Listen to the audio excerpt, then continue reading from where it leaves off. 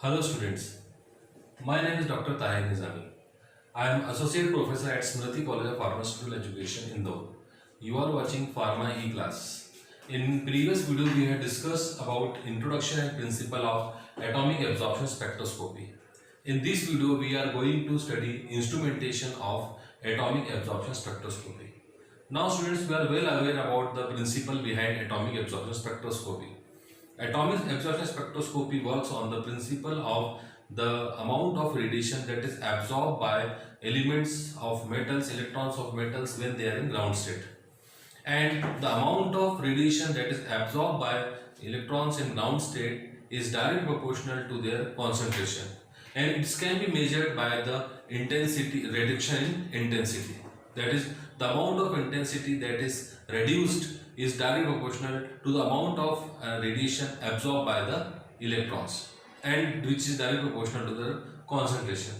Now, as far as instrumentation is concerned, it is very simple instrument, and I have made two diagrams. One diagram is a flow diagram, that is flow chart, and another is the real of instrumentation of atomic absorption spectroscopy.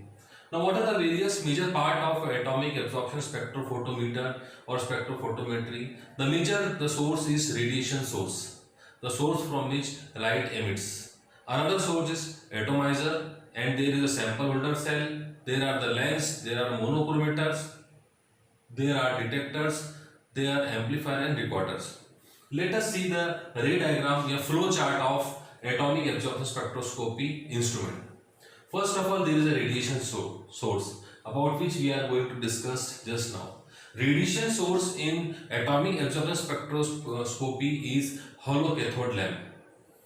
Now, second is there are two converging lenses which are present, one before the atomizer and one after the atomizer.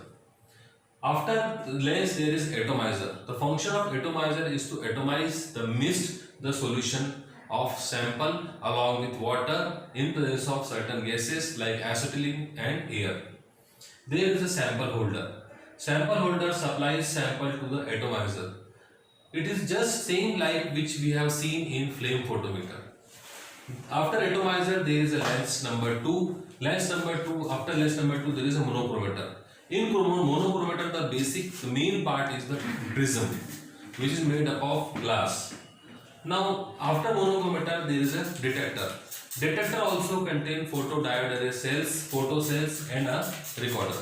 So this is a simple ray diagram of instrumentation of atomic absorption spectrophotometer. First is radiation source, another is atomizer. To atomizer sample is attached, sample holder is attached, lens to monochromator, detector and recorder. Now let us discuss this in detail. Now in my another diagram I have explained this instrumentation in detailed manner. Now this is our radiation source. Now see the contents of radiation source. Radiation source mainly contain a chamber in which helium and argon gas is filled. There are two inert gas, please note down, helium and inert gas is argon and neon inert gas is filled. And there is also hollow tube made up of glass. In this hollow tube, we will place the sample element. In this hollow tube, we will place sample element. What do you mean by sample element? For example, we are going to analyze sodium chloride, or we are going to analyze potassium chloride, or we are going to analyze calcium. If we are going to analyze sodium chloride and we keep this sodium chloride in this sample solution, we have to put a cathode made up of sodium in this hollow tube. So this is a cathode and this is anode. Anode is made up of tungsten filament. So the radiation source of this atomic absorption spectrophotometer contain an anode which is made up of tungsten filament and cathode which is made up of a hollow glass in which a rod is there, an element is there which study is going on. For example, if we are going to study sodium chloride solution, then we have to put sodium rod. If we are going to study potassium chloride solution, we have to place potassium rod. If we are going to study calcium, we have to put calcium rods. So this acts as a cathode, and the potential difference between anode and cathode is very high. It is around 500 volt. Now, what is the role of applying potential difference between anode and cathode? The objective of this applying potential difference is to ionize this gas. When this gas ionize, this gas, after ionization of gas, these gases, the electrons which are produced, protons which are produced in gas, protons which are produced with gas move towards cathodes. They strike the cathodes and they excite the cathode electrons. After excitation of cathode, the electrons are emitted from cathodes. Electromagnetic radiation emitted from cathode, and these electromagnetic radiation are converged into atomizer, diverted into atomizer with the help of a lens 1. So the role of ionization gas, inert gas, is that these inert gas in the presence of potential difference get ionized, and the ionized gas causes excitation of element which is present, sample element which is present, and from this sample element electromagnetic radiations are evolved. These electromagnetic radiations are diverged with the help of lens, and there comes role of atomizer. Now we will come to atomizer. So atomizer is a simple instrument which atomizes mixed water. Now in atomizer there is a sample tube. This is a sample tube. This is known as a sample tube which is dipped into sample. For example, our sample is sodium chloride. We have put sodium rod inside the hollow cathode, and there is a source of water also. There is also a source of water. So there is also source of water, and there is a source or inlet for a gas. So the gas inlet is acetylene and air. So this gas acts as a fuel for burning this flame.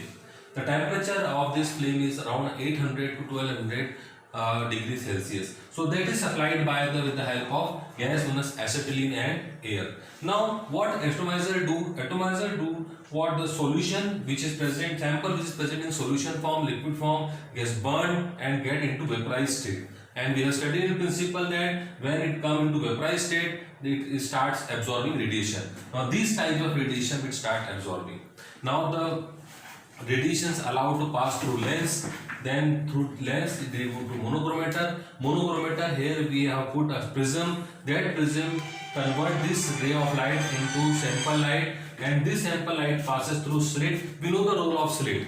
Slit allows the radiation of particular radiation to pass through them. For example, we are analyzing sodium, and the wavelength of sodium, lambda max of sodium is, for example, it is 247. So that amount of light is only passed through slit. Now after slit there is a cathode. Now this is a very important part that is known as detectors. After monochromator there is a detector. In detectors there are diodes. Now this ray of light when fall through cathode, and electron beam is generated from cathode. That is, light beam is converted into electron beam from this cathode. Now this cathode's electron beam then falls towards various diodes and they get multiplied. So it is just like a photo multiplier tube.